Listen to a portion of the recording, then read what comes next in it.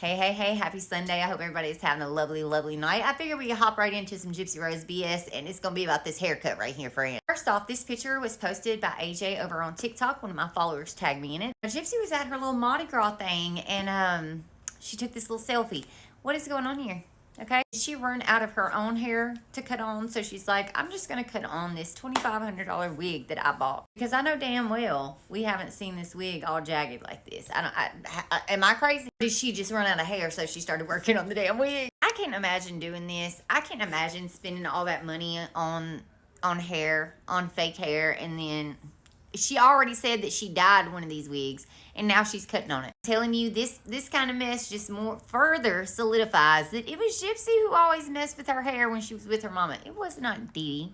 Hey, that's just what I think. Now let's hop into this Gypsy Rose My Time to Stand book. This is chapter 1. That's enough, or kava. I guess that's how you say it. I don't know. When Dee Dee Blanchard was 24 years old, she gave life to me. When I was nearly 24 years old, I took life from her. This is such an odd thing to say, in my opinion, for one, because she planned the murder around her ovulation. And I have, since I found out about that, I have very much questioned, was Gypsy Rose taking her mom's life and her trying to make life? Was it some kind of weird belief she had in magic, take life, give life? I don't know if that's a thing. And then saying stuff like this, when I was 20, she was 24, she gave life to me. When I was 24, I took her life. I don't know, it's just very odd.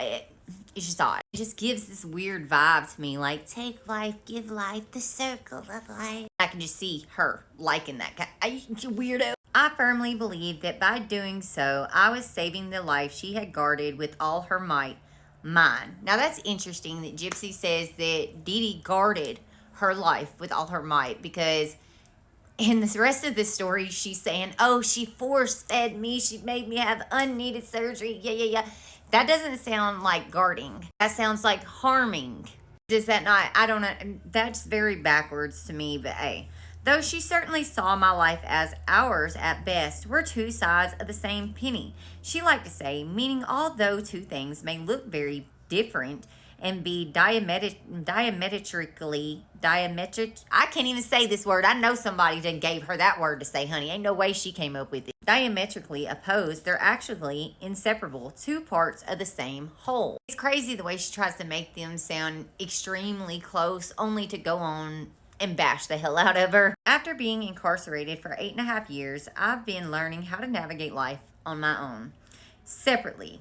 Separate from who? Separate from who? Because you had women, you asked, then you had men you was constantly talking to. Hell, you had a whole wedding in prison. You got out, was with somebody. When was you separate from anybody? My time served includes my combined imprisonment in 3 facilities. I noticed she left the place she was locked up in Wisconsin out. She didn't put it on the list. First, Greene County Jail in Springfield, Missouri, where I spent a little over a year. Then for a month, I was transferred to a prison for women in Vidalia, until I was relocated to the Chillicothe Correctional Center to serve the remainder of my sentence. I wonder why she went to Vidalia like that for a month.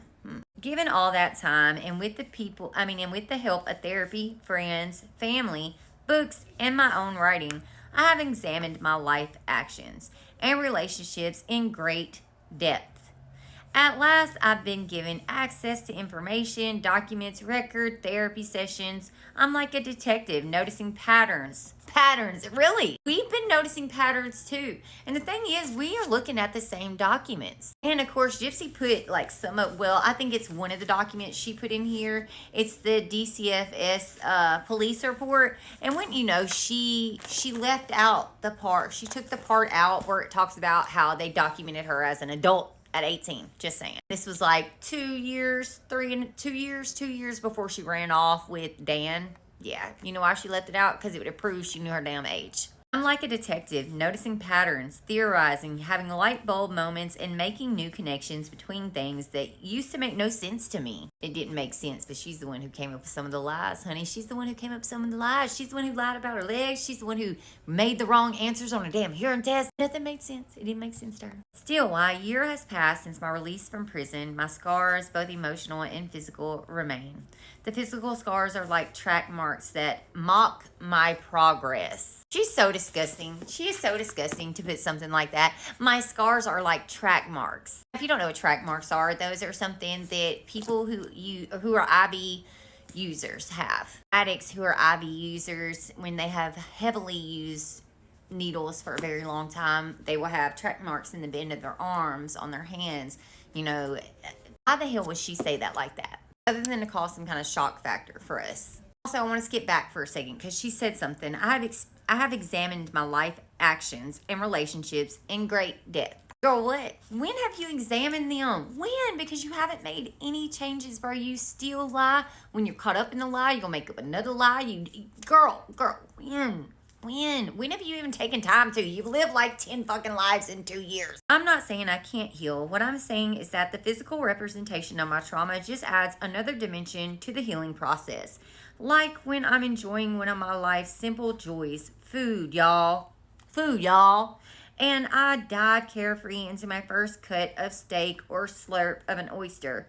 Girl, when did you eat an oyster? We seen Ken in that damn restaurant trying to get you to try some damn crab or something, and you went to the bathroom and cried. But then she says she has to pause and strategize to chew. Now, how is that a scar? Because that sounds like a feeding issue. I think it's very interesting that she said that too. And I think you just told us a little something. You know, we know that she had an issue with swallowing, and I wonder if this chewing, her having to pause and strategize to chew, has something to do with that. That's on page 2 of the book, in case y'all are wondering. We're only a little bit in and she's already tattling on herself. Without salivary glands and teeth, thanks to unnecessary surgeries and medication, my past will always puncture my present. Girl, your lips are always freaking wet. What are you talking about? She did get her salivary glands removed, but you can look at any video of her on live or any video that she's posted, and she's lips just as shiny as all get out. You got plenty of damn spit up in there. What are you talking about, girl? Teeth. She had her damn teeth. She had false teeth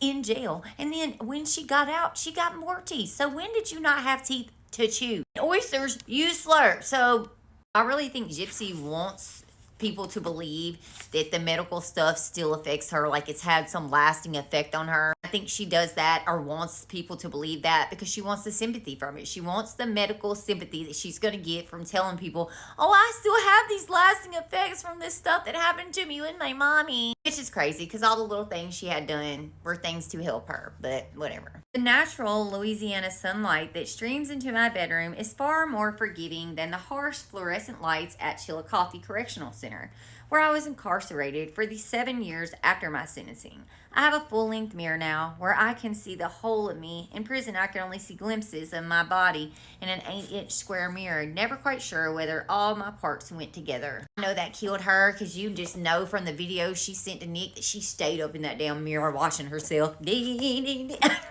You could tell that she liked to look in the mirror when she cried. Like, she liked to look at herself. So you know damn well not having a mirror was driving her crazy. In the warm light, my scars are less jarring. What all scars? You know, what all scars? Because you only had like 4 surgeries. The only scar that I've ever even seen on her was where her feeding tube went. The other ones are noticeable to me. Or maybe time is softening the marks on my body, but sometimes it's what's not visible that hurts us the most. Ain't that funny that right after I said, you know, I've never seen any of her scars. They haven't been visible. She's like, it's the one that's in the inside. For me, that's true. For all the trauma inflicted on my body since childhood, it's the scar that isn't there that always travels with me. The scar that otherwise would have been there if I hadn't asked Nick to kill my mom. People really want to know, what was the final straw? When was the moment when I decided it was her or me? Here you go, on page 3. 1 month before the murder, my mom tried to cut my throat.